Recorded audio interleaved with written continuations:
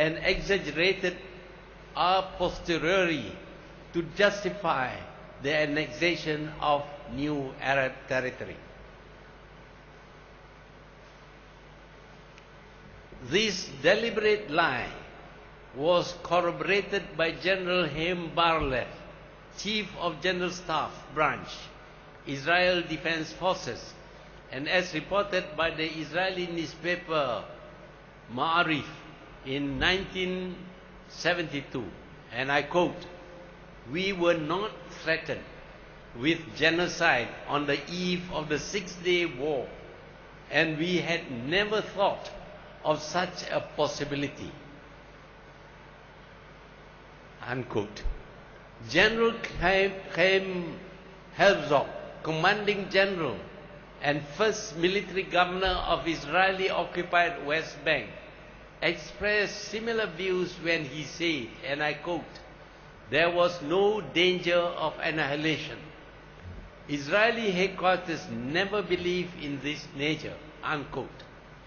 From these facts, we can draw the following conclusions, namely, A. Israel treats her allies no different from her enemies if its interests were threatened. B. It is by deception and outright lies that Israel wages war. Not for nothing is, by way of deception, the motto of Mossad, the Israeli intelligence unit. The attack against the Turkish ship and the Turks is thus typical of the Israelis. They knew, and yet they shot to kill the Turks with live bullets.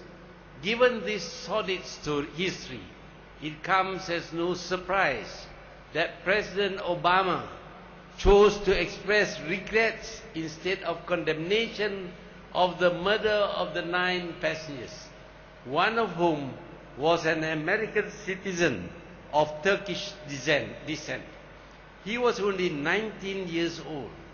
Tony Blair, the war criminal and the so-called special peace envoy for the Quartet for the Middle East, declared that Israel was acting in self-defense when it attacked the passenger ship Mahathir Mohamed and hijacked the entire flotilla to the port of Ashdod. A question remains to be answered. Did President Obama know in advance of the attack on the Mahathir Mohamed and gave his consent, just as President John did when Israel attacked Egypt in 1967 in the Six-Day War? It is inconceivable that the intelligence services of the United States were unaware of such plans by the Israeli military. The President of the United States is briefed daily by the intelligence services, and given the special relationship between Israel and the United States, it would be naive to think that Israel would not share intelligence regarding what they consider their mutual security interests. In the just concluded visit by Netanyahu to the White House, the Prime Minister remarked that, and I quote, "There is a depth and richness of this relationship that is expressed every day. Our teams talk. We don't make it public. What is not told is the fact that we have an enduring bonds of values, interests, beginning with security, and the way we share both information and other things to help the common defense of our common interests." That close quote. The President of America said it best in his speech in Cairo. He said it in front of the Islamic world. He said, and this is what Netanyahu said at the press conference, he said that is Obama said, the bond between Israel and the United States is unbreakable. And I can affirm that to you today. This was after the meeting between Netanyahu and Obama. Yet the Muslim world continues to be taken in by President Obama's rhetoric that he is committed to change and he is for peace. His actions contradict his spoken words, for upon receiving the Nobel Peace Prize, President Obama then escalated the war in Afghanistan, a war started by President George W. Bush. It is not surprising that the United Nations chose not to allow a debate on Malaysia's resolution condemning Israel for its dastardly acts. Given this reaffirmation by President Obama and Netanyahu, we must not be deluded into believing that there will be peace, genuine peace, in the Middle East anytime soon. On the contrary, war preparations are in place. The same lies have been repeated. Have we not heard the same refrain that Israel's very existence is threatened by her neighbors? A thief shouting thief as he runs away with the booty is a most effective way of deflecting focus on his thieving. That is Israel's strategy.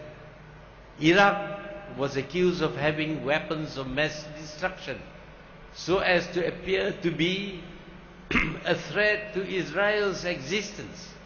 Israel demanded that Iraq be invaded and its people subjugated. And so in 2003, Iraq was invaded. But as we now know, Iraq had no weapons of mass destruction. Iraq was attacked because the plans for the invasion of Iraq were laid much earlier.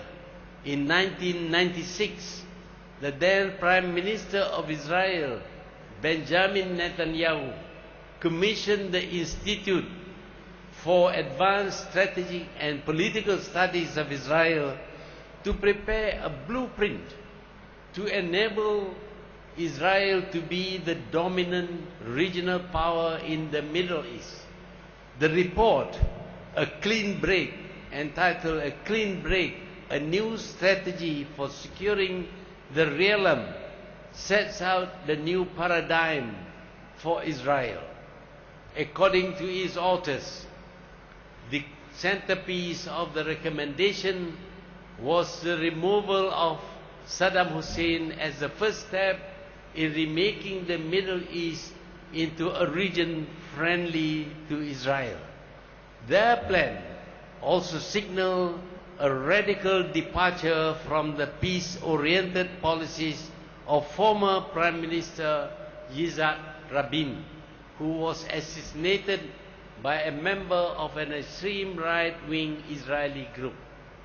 One of the pillars of this new policy was the abandonment of the comprehensive peace with the entire Arab world.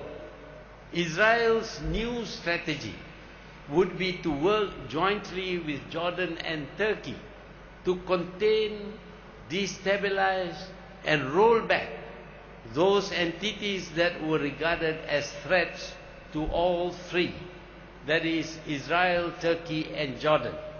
Firstly, by destroying Iraq, and then Syria, and finally Iran.